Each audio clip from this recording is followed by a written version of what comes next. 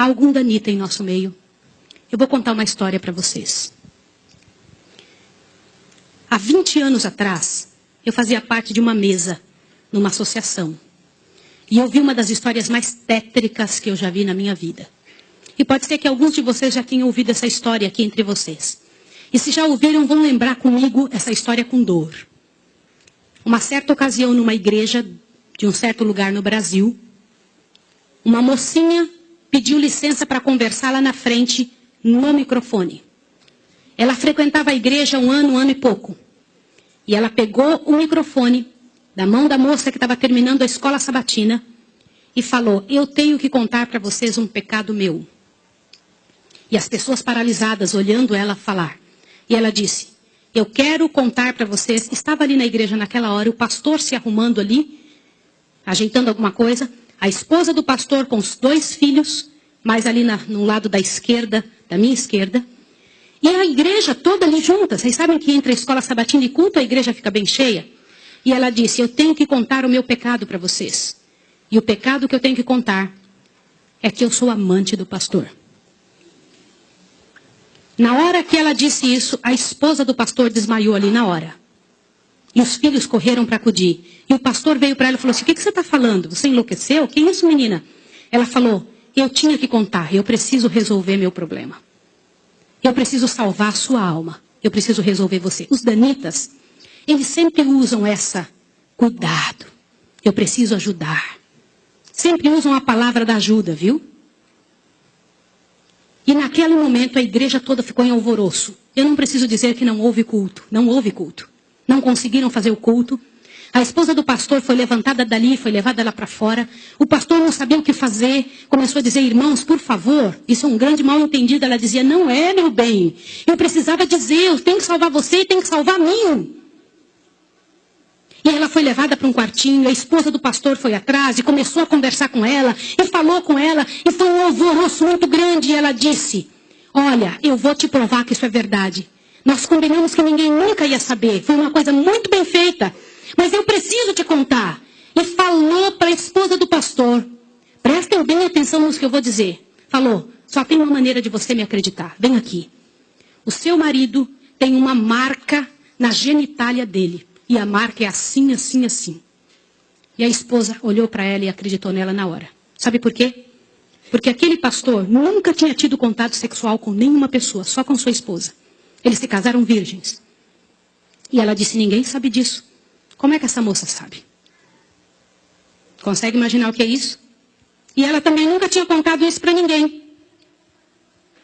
E ela pegou a esposa do pastor, passou a acreditar. E ela contou detalhes sobre o corpo do pastor, detalhes sobre ele, até de coisas que ele falava enquanto dormia. Preste atenção.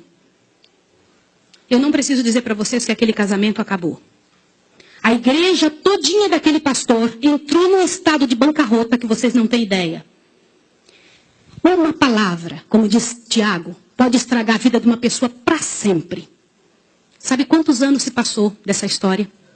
Até que eu fiquei sabendo, isso foi há 20 anos atrás que eu fiquei sabendo. Já tinha se passado 20 anos que isso tinha acontecido. Por que eu fiquei sabendo dessa história? Foi numa mesa, numa comissão, numa associação. O presidente um dia nos chamou e disse o seguinte: irmãos, eu preciso da ajuda de vocês de oração por algo. O que foi? Há 20 anos atrás aconteceu a história de um pastor e contou toda a história para nós. Foi numa igreja assim, assim, assim, e nós tiramos a credencial desse pastor. E esse pastor foi para um sítio e ficou sozinho. A esposa dele é casada, tem outros filhos, está vivendo a vida dela. Mas eu fui chamado, olha o presidente nos contando. Eu fui chamado há alguns dias na casa de uma senhora com os cabelos todos brancos morrendo de câncer. E essa mulher morrendo de câncer pediu muito para falar com o pastor. Mas tinha que ser o presidente da igreja adventista.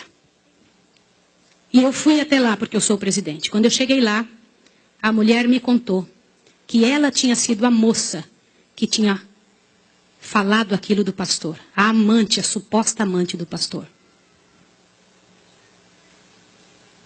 E ela contou para o presidente que ela havia inventado toda essa história. Mas como que ela sabia dos detalhes do corpo do pastor?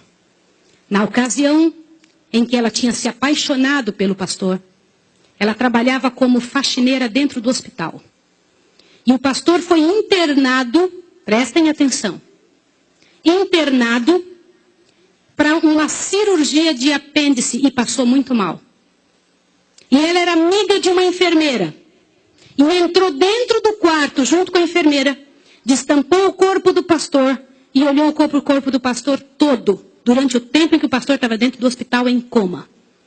E quando o pastor falava algumas coisas, ela ouviu o que o pastor falou e ela olhou os detalhes do corpo do pastor e guardou. Satanás plantou na cabeça dela 1 ano e ela formulou e acabou com a vida do pastor. E o presidente pegou uma credencial, foi lá no sítiozinho onde o pastor o coitado daquele pastor, o caluniado estava, e chegou para ele e falou, junto com uma comitiva dos irmãos, pastor, eu vim aqui te entregar a sua credencial de novo, nós descobrimos que era mentira. Sabe qual foi a resposta do pastor, irmão? O pastor disse assim, vocês me devolvem minha família e meus filhos também? Vocês me devolvem minha reputação? Se vocês não devolverem junto, eu prefiro ficar aqui. E esse pastor, uns dias atrás, eu soube que ele morreu lá naquele lugar. Quem foi a assassina daquele pastor? Não foi só aquela mulher, foram todos que falaram junto. Porque, gente, quando acontece um inferno desse, uma multidão de gente sofre, uma multidão de gente machuca. Fica machucado. Meus irmãos, vocês me perdoem ter que falar sobre isso, mas é verdade. Existem muitos lugares que eu tenho muito medo de pregar, mas eu vou igual se me chamam.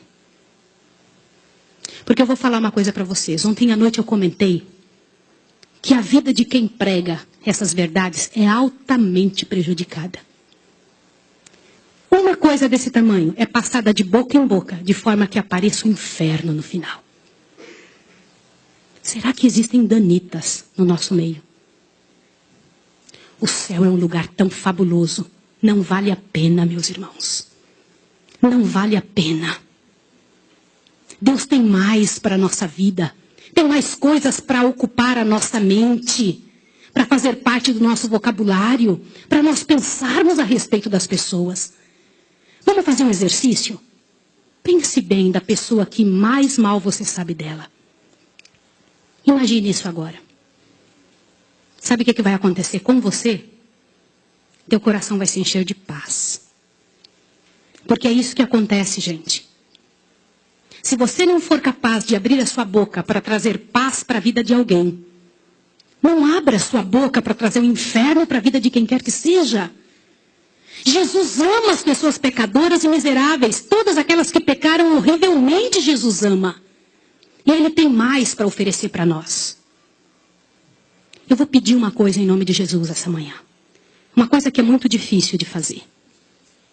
Mas se há alguém em nome de Jesus que falou algo de outra pessoa, ainda que seja verdade, e que não pediu perdão, que peça perdão a Deus agora e corra e peça perdão para a pessoa.